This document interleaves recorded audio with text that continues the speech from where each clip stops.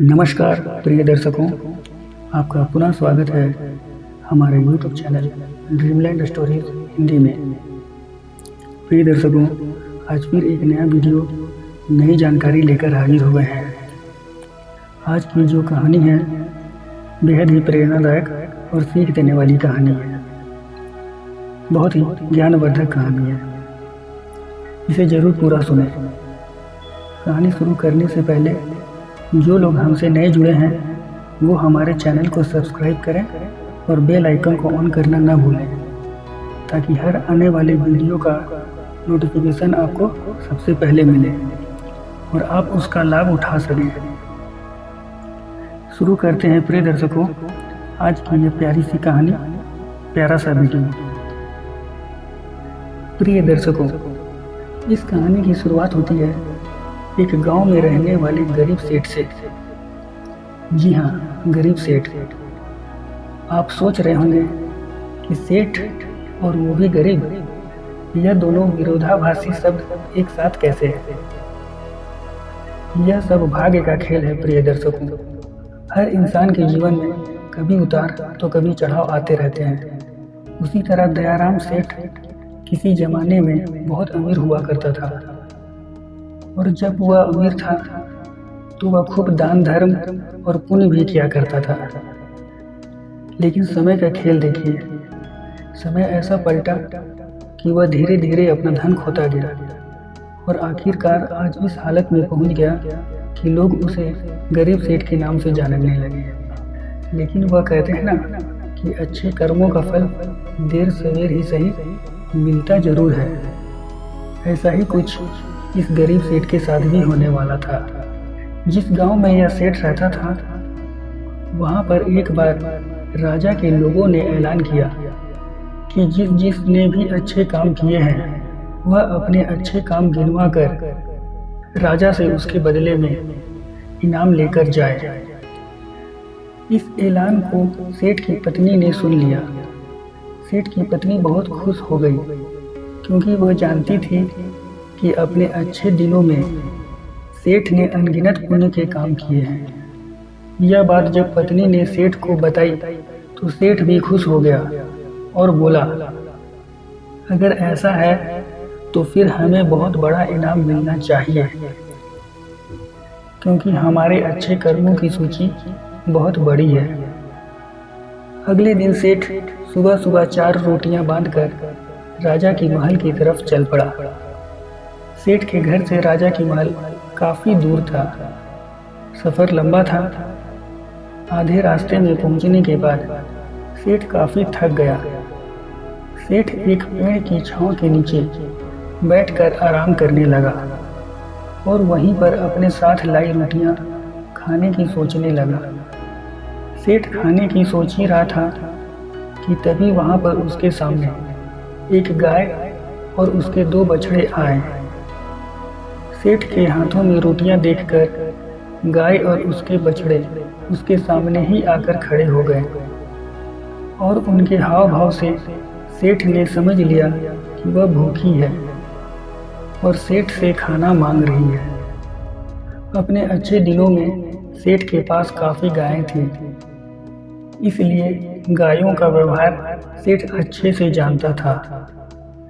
सेठ की परिस्थिति भले ही अभी अच्छी नहीं थी, लेकिन सेठ का स्वभाव बिल्कुल भी नहीं बदला था।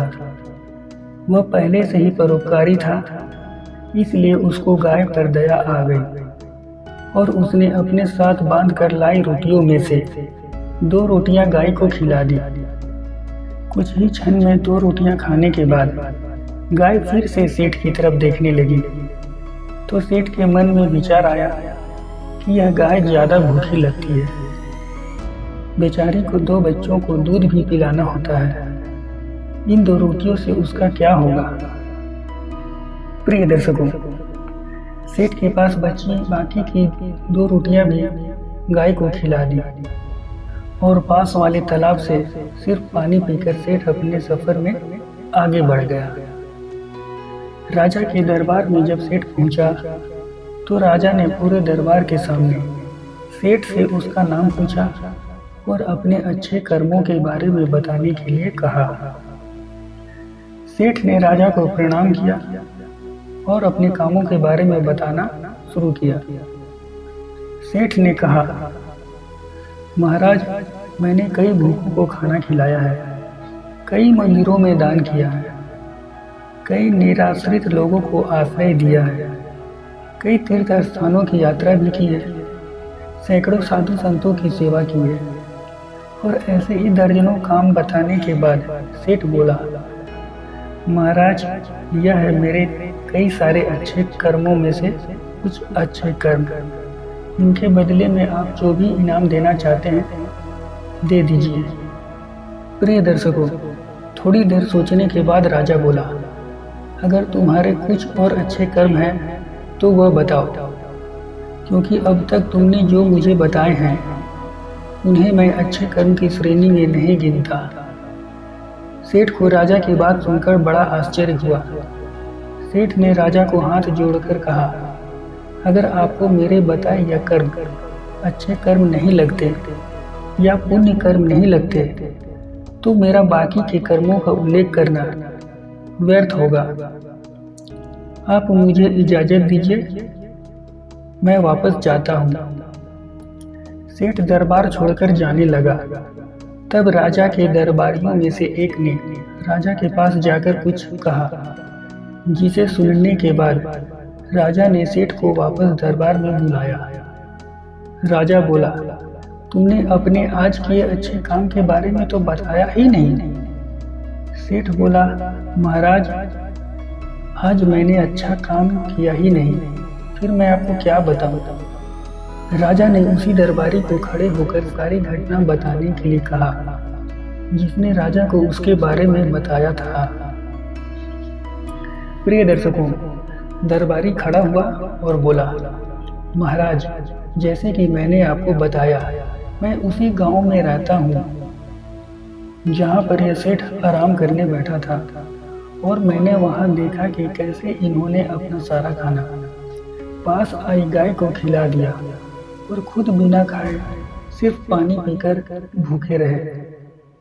सेठ को पता चला कि राजा किस बारे में बात कर रहा था, तो सेठ ने राजा से कहा, किसी जानवर को खाना खिलाना कौन सा पुण्य का काम है, और इस बात को तो मैंने कब का भुला दिया था।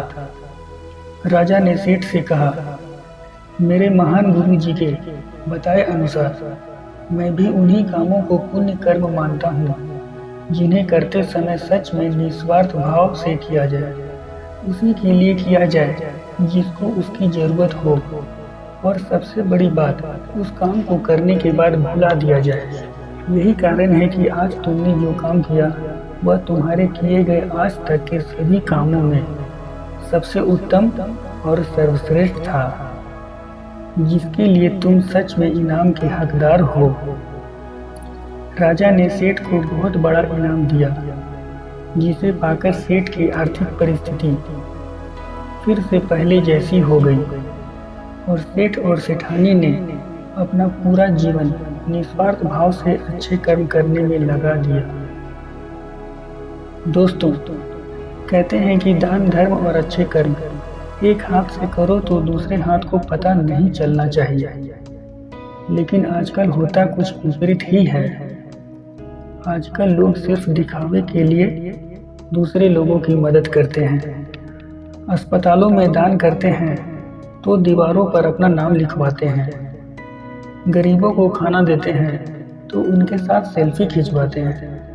अब आप ही बताइए, क्या ऐसे कामों को अच्छे काम कह सकते हैं? पूरी कहानी सुनने के लिए आपका दिल से धन्यवाद। आशा करता हूँ आज की कहानी से आप लोगों को कुछ अच्छा सीखने को मिला होगा। इस कहानी को अपने दोस्तों, परिवार वालों और अपने सहकर्मियों के साथ शेयर कीजिए, ताकि उन्हें भी अच्छे कर्मों के बारे में स्पष्टता हो सके।